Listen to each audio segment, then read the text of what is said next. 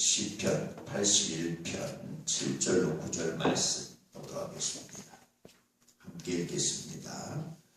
내가 고난 중에 부르짖음에 내가 너를 건졌고 우레소리의 은밀한 곳에서 내게 응답하며 무리바 물가에서 너를 시험하였도다. 내 백성이여 들으라. 내가 네게 증언하리라. 이스라엘이여 내게 듣기를 원하노라. 너희 중에 다른 신을 두지 말며 이방신에게 절하지 말지어다. 우상과 하나님의 차이가 존재하지요. 우상은 눈에 보이지만 아무것도 해주지 못합니다. 결정적인 일을 못합니다. 생명을 원하는 일을 못합니다. 하나님은 눈에 보이지 않지만 우리의 생명을 원하시는 분입니다. 신명기에 나타난 하나님 우상의 차이입니다. 사람들이 우상을 섬기는 이유는 하나님에 대한 잘못된 지식 때문이죠. 하나님이 물 가운데 혹은 나무 혹은 돌 이런 것들로 형상화되어 있다고 생각하기 때문입니다. 그런데 하나님은 그렇지 않다는 거예요. 하나님은 그렇게 형상화되어 있지 않습니다. 하나님은 그렇게 눈에 보이게 나타나지 않습니다. 하나님은 그런 것들이 아닙니다. 계속해서 구약의 출애굽기라든지 여러 가지 성경을 통해서 이렇게 말씀해주고 있는 것은 하나님에 대한 지식이에요.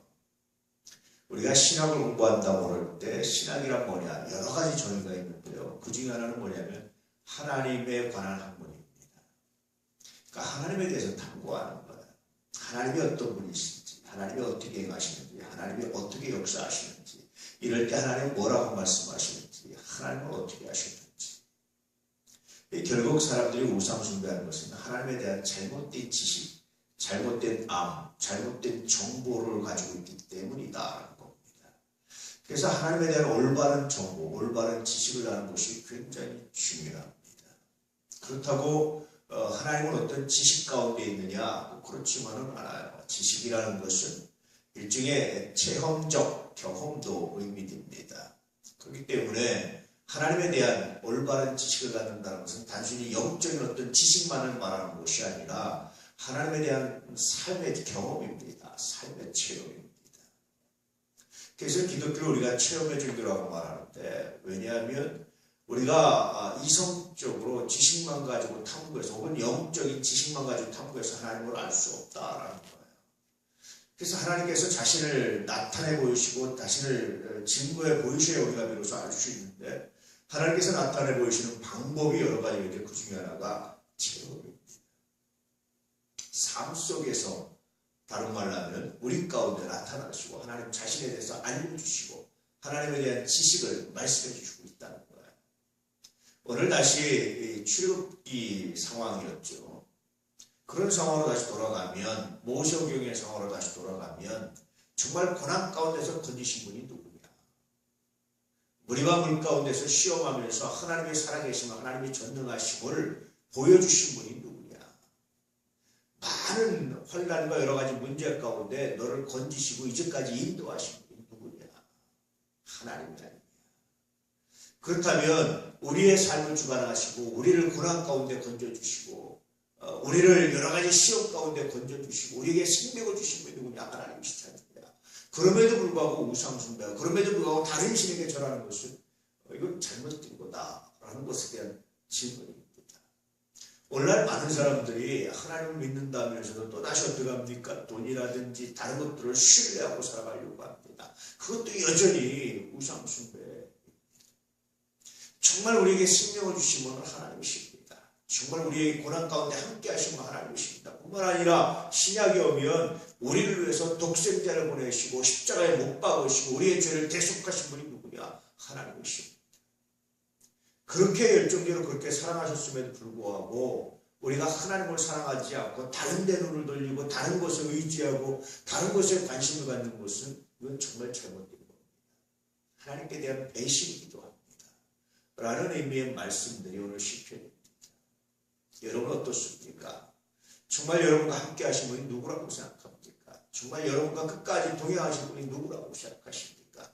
여러분의 생명을 구원하시고 여러분에게 생명을 주신 분이 누구라고 생각하십니까? 우리가 기도할 때 응답하시고 역사하신 분이 누구라고 생각하십니까?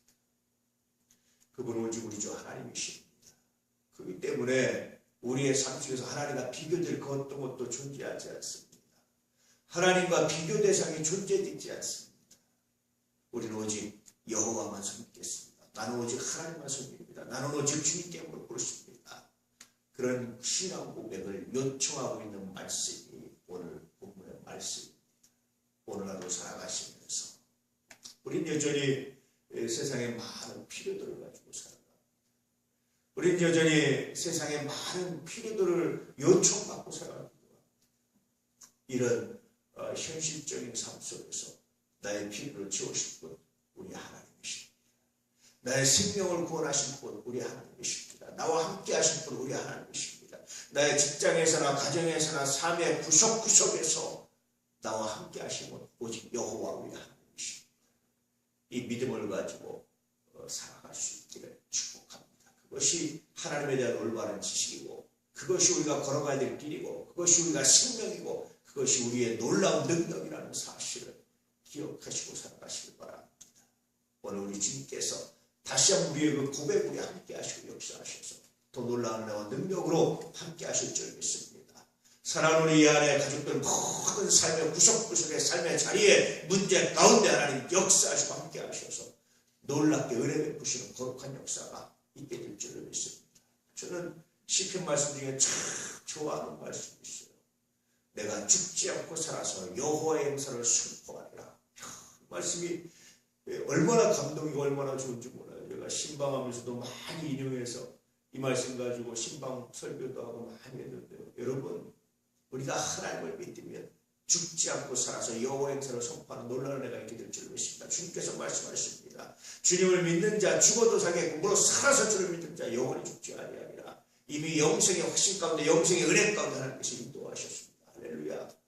여러분 이 믿음을 가지고 살아가시기를 주의 이름으로 축복합니다. 물론 살아서 믿는 자 영원히 죽지 아니하는 말씀은 단순히 육체적인 삶을 말하는 건 아닙니다. 이미 우리는 구원의 확신을 가지고 있는 자는 죽음을 넘어선 겁니다. 구원으로 우리 믿음 가운데 살아가는 사람들이 이미 죽음을 넘어선 겁니다. 놀라운 말씀입니다. 하나님 오늘도 사랑하는 이 안의 가족들에게 죽지 않고 살아서 여호와 행사를 선포하는 은혜를 주십시오.